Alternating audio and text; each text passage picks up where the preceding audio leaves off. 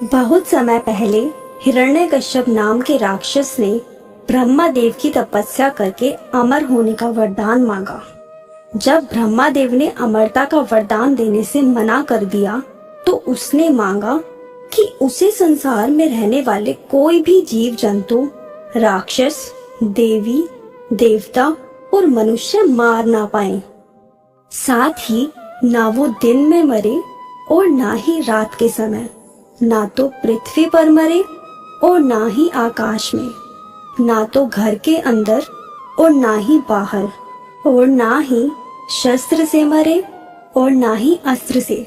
हिरण्यकश्यप की तपस्या से ब्रह्मदेव पहले ही खुश थे, इसलिए अमरता के एक वरदान के बदले उन्होंने ये सारे वरदान उसे दे दिए।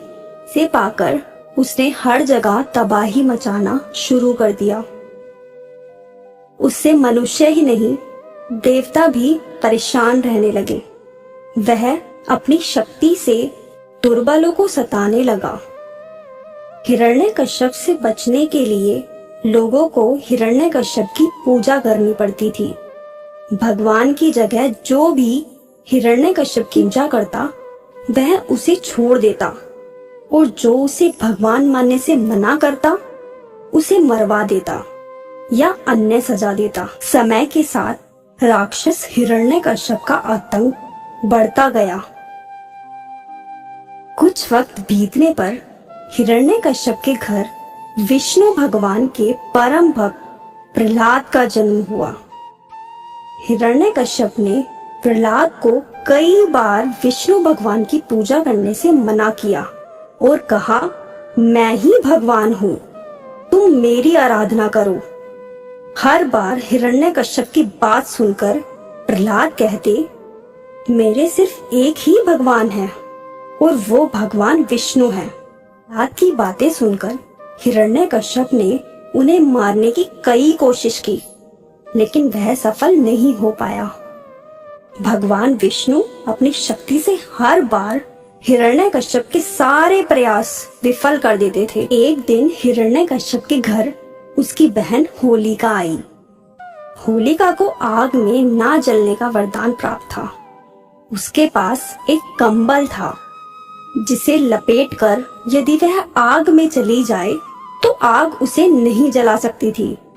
हिरण्यकश्यप को अपने बेटे से परेशान देखकर होलिका ने कहा, भैया, मैं अपनी गोद में प्रहलाद को लेकर आग में बैठ जाऊंगी, जिससे वह जल जाएगा और आपकी सारी परेशानी खत्म हो जाएगी।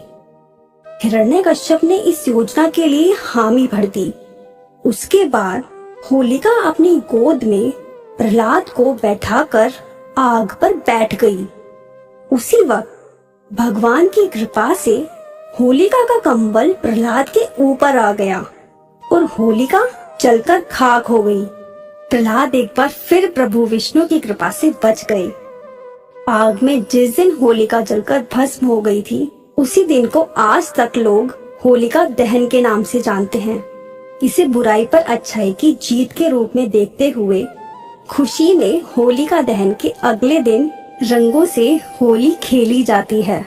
आग में जिस दिन होलिका जलकर भस्म हो गई थी, उसी दिन को आज तक लोग होलिका दहन के नाम से जानते हैं।